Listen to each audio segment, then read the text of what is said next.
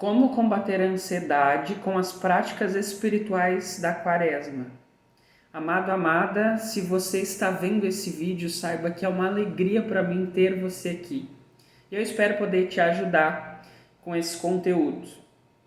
Então, vamos ao que interessa. As práticas espirituais da Quaresma são conhecidas por todos, que é o jejum, a oração e a caridade. Mas para a gente entender a dinâmica de tudo isso e como que essas três ferramentas podem nos ajudar no combate à ansiedade, a gente precisa contextualizar aquilo que é a Quaresma. Ela se inicia na quarta-feira de cinzas, onde nós ouvimos duas frases que são muito marcantes. A primeira delas, lembra-te que és pó e ao pó voltarás. Essa frase nos dá um choque de realidade, nos fazendo entrar em contato com a nossa morte. Ou seja, nos recordando de que a nossa vida aqui na Terra não é para sempre.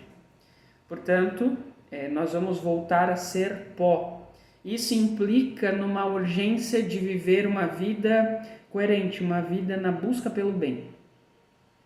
E aí vem a segunda frase, que é o converta-se e creia no Evangelho.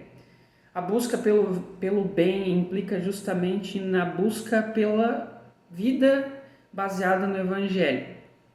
E aí nós temos então as três práticas espirituais às quais a Igreja nos convida, que, como eu falei antes, é o jejum, a oração e a caridade.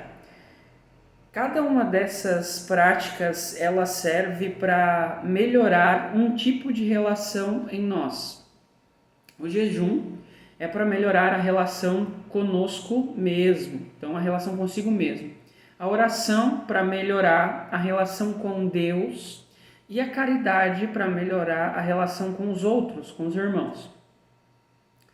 Essas três práticas, elas são capazes de transformar a nossa vida e fazer com que nós estejamos ali no caminho da salvação, no caminho da santidade.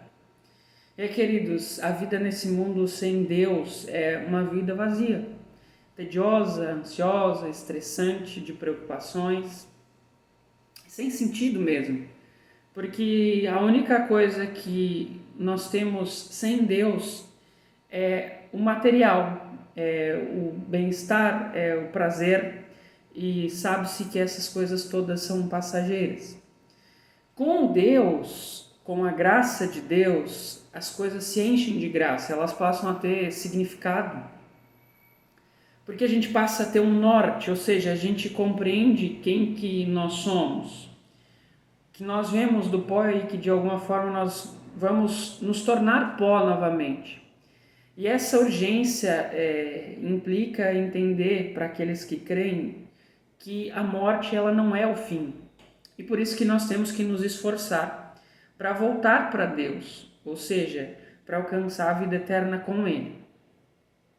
E aí as três práticas da Quaresma, elas servem para nos guiar nesse caminho, porque crer não é simplesmente acreditar, mas é viver, ou seja, é colocar em prática estas verdades da fé. E a Igreja foi muito sábia quando instituiu essas três práticas, né?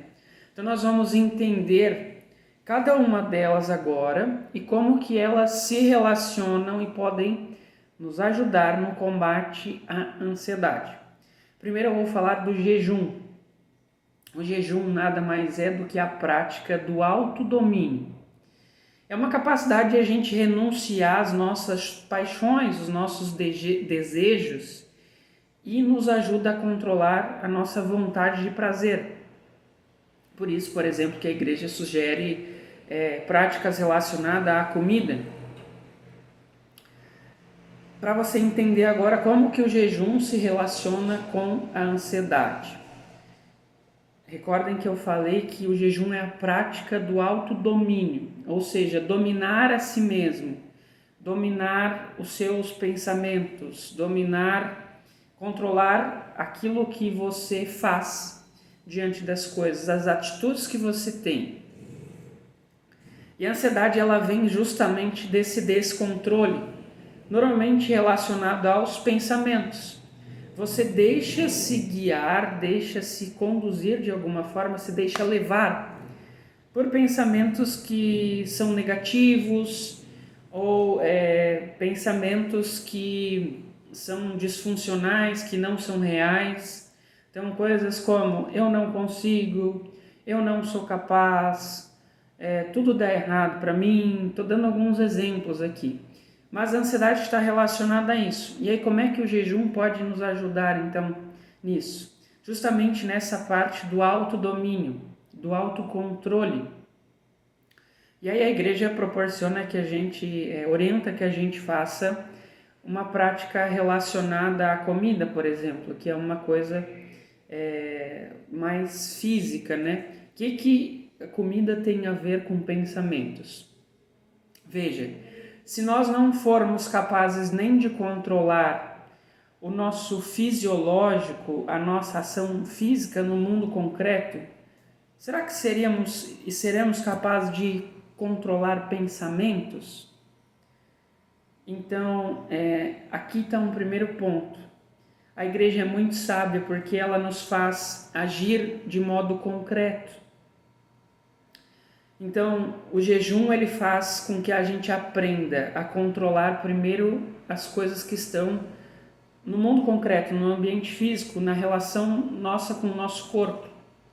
Então, vou dar um exemplo prático assim. Se eu sou uma pessoa que gosto muito de carne, o jejum de carne vai fazer com que eu tenha um autodomínio sobre mim, sobre o meu desejo de comer. E aí eu não vou comer carne, eu vou escolher não comer carne.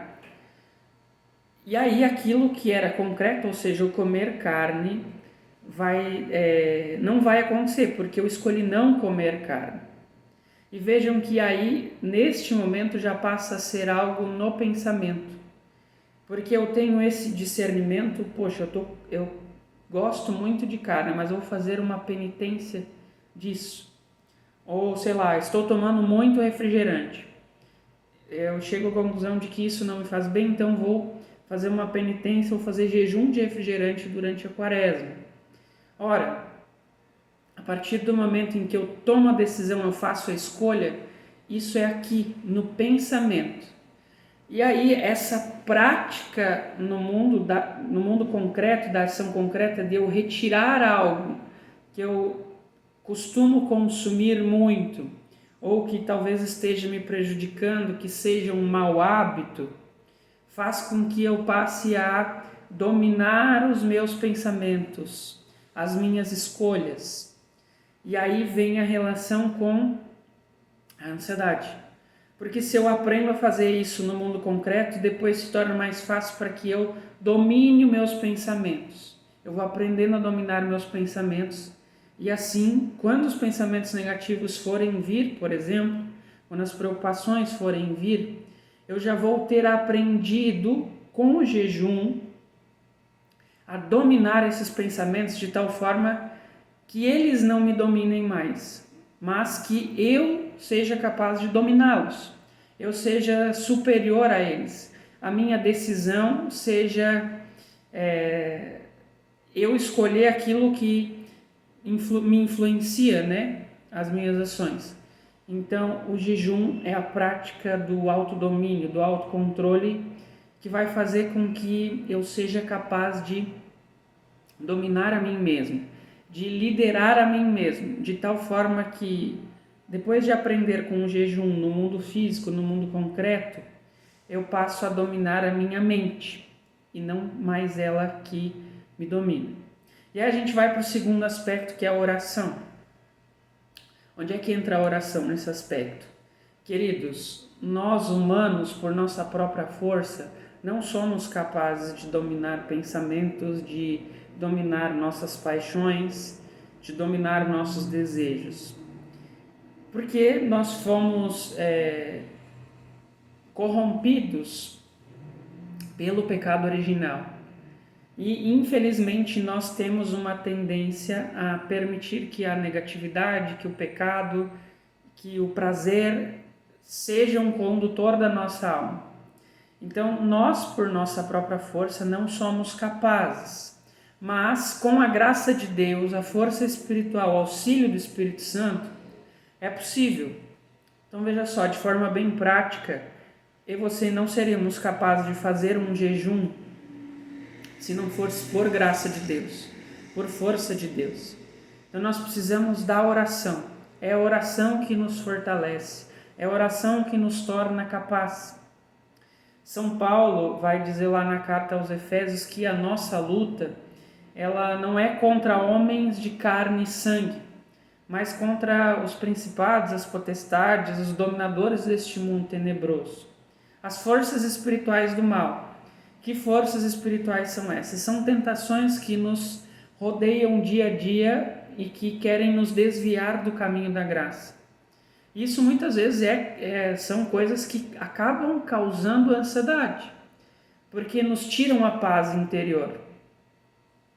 E aí, por isso que a gente precisa da oração. São Paulo também vai dizer lá na carta aos Filipenses, capítulo 4, versículo 6, confiai a Deus todas as vossas preocupações, através de orações, súplicas e intercessão.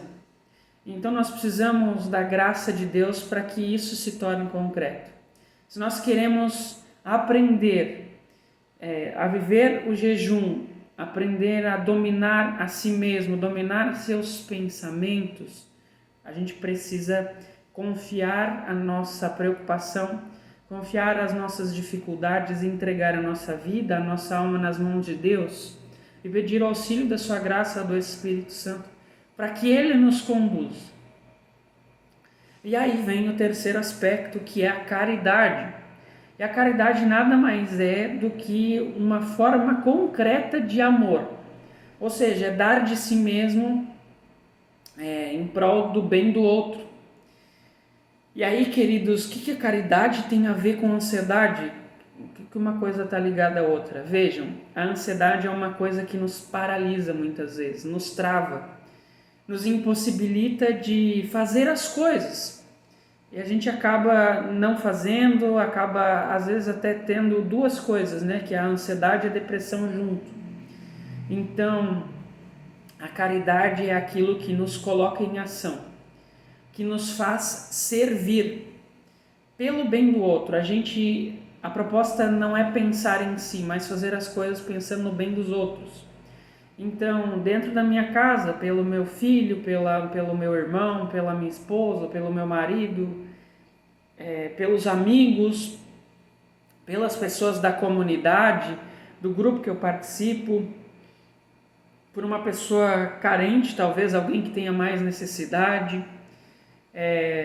Se nós conseguirmos, então, viver esta prática, a gente vai estar desapegando e destravando a nossa alma daquelas coisas vazias que talvez não fazem sentido, que nos paralisam, né? Então a gente precisa da caridade para que as coisas ganhem cor, para que as coisas tenham sabor, para que as coisas ganhem sentido mesmo. E bom, se eu estou fazendo jejum, de certa maneira também o jejum acaba fazendo com que a gente faça algumas economias, né? Afinal de contas, a gente deixa de gastar em muitas coisas, e aí esse dinheiro, por exemplo, pode ser doado para a igreja, pode virar uma oferta para uma obra de caridade numa instituição, pode servir para comprar uma comida para um mendigo na rua e por aí vai. Então nós temos essas duas possibilidades, a caridade como serviço àqueles que estão próximos de nós. Então vou dar um exemplo bem prático. Deixar a casa organizada, dobrar a cama, arrumar a roupa de cama de manhã, arrumar a cama quando acorda, pensando, sei lá, na mãe que às vezes reclama ou pede, filho, dobra a roupa, ajeite seu quarto, e talvez isso não aconteça. Ou né, numa esposa que prepara uma janta diferente para o marido, ou no marido que lava uma louça para a esposa em casa, coisa que talvez muitas vezes não acontece, por aí vai. Mas é fazer bem feito aquilo que já deveria ser de alguma forma feito e talvez tenha sido negligenciado. Então isso já é uma forma concreta de caridade. E aí quando a gente faz isso, eu repito assim, que o nosso coração, aquela agonia dentro de nós, aquelas coisas que nos preocupam, nos travam, elas se desfazem. Por quê? Porque a gente para e sai da cabeça, ou seja, sai do mundo da imaginação, sai daqueles pensamentos e entra no mundo real, ou seja, da ação, onde eu vou estar fazendo algo que talvez já deveria ser e que era o meu dever muitas vezes. Então eu vou estar fazendo algo no mundo concreto. Logo, aquilo que era preocupação deixa de ser uma preocupação porque eu vou estar ocupado fazendo algo, né? Então, para resumir, o jejum é a prática do autodomínio. Aprendendo o autodomínio, eu vou controlar os meus pensamentos, aquelas coisas que perturbam a minha mente, o meu imaginário. Para que eu consiga e seja capaz disso, eu preciso da oração. A oração é que vai me dar força.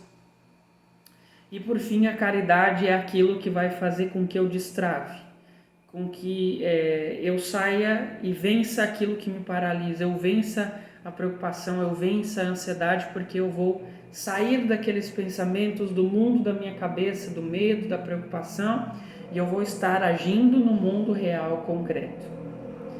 Então é isso, queridos. Eu espero que de alguma forma possa ter ajudado vocês. Mas antes de encerrar, eu quero contar brevemente algo que eu, Leandro, vivi há um tempo atrás. E uma prática espiritual da Quaresma me ajudou a vencer. Eu era um viciado em café e eu tomava cerca de 2 litros de café preto puro por dia, aproximadamente. E aquele café começou a me fazer mal, começou a me prejudicar, no sentido de que eu comecei a me tornar uma pessoa mais acelerada, mais agitada, mais preocupada com as coisas. Já era pouco organizado, na época não tinha muita organização da minha vida, assim, era tudo meio conforme eu vou me lembrando na minha cabeça, eu vou fazendo. E com essa quantidade de café, o café tem a cafeína, né, que é um metabólito que acelera o organismo, eu passei a me tornar uma pessoa mais estressada, mais nervosa, mais agitada. E eu percebi que começou a me fazer mal. E eu comecei a fazer abstinência e fazer jejum de café na Quaresma. E foi a partir daí que eu consegui vencer esse vício. Confesso para vocês que foi mais de uma vez. Eu fazia na Quaresma, no tempo pascal, né? E foi mais de um ano que eu tive que fazer isso. E durante o ano eu também fazia em outras ocasiões, em oferta a preparação por retiros, missões, né? Quando eu ia servir. Então eu fazia propósitos de jejum e tirava o café. E foi através dessa prática que eu consegui vencer esse vício no café. E hoje, graças a Deus, é algo controlado. Eu consigo tomar café saudavelmente, tranquilamente e não me prejudica mais. Só para você ter uma noção, hoje eu tomo 1 xícara de café por dia. E às vezes eu nem tomo, em muitos dias eu nem tomo. E foi a partir de uma Quaresma que eu consegui vencer isso. E era isso, assim, eu queria partilhar com vocês que é possível combater a ansiedade. Essas práticas, elas são a porta de entrada, são aquilo que de alguma forma transforma o nosso interior para que a gente vá vivendo a graça de Deus, a nossa alma se encontre num caminho de paz, de tranquilidade, a gente consiga caminhar em direção ao céu, em direção à eternidade. Se é isso que nós queremos, queridos, nós precisamos nos agarrar. E a Quaresma, nos agarrar em Deus e naquilo que Ele nos oferece como graça na vida para alcançar essa alegria com Ele. E aí a Quaresma é este tempo oportuno, este tempo de conversão. E a conversão implica em exatamente viver bem cada uma destas práticas para que a vida seja transformada. que haja uma mudança dentro de nós, que a gente aprenda a dominar os nossos pensamentos, controlar as nossas emoções, ter uma intimidade melhor com Deus através da oração e viver o amor através do serviço aos outros dentro da nossa casa, para os nossos amigos, na comunidade, enfim. Então espero ter ajudado você e para finalizar eu ficaria muito feliz se você deixasse um comentário, se ficou claro, se ficou alguma dúvida, que você colocasse aí nos comentários mesmos. Se você concorda comigo, o que você achou, se foi importante, se ajudou você, tá bom? Um abraço e até breve.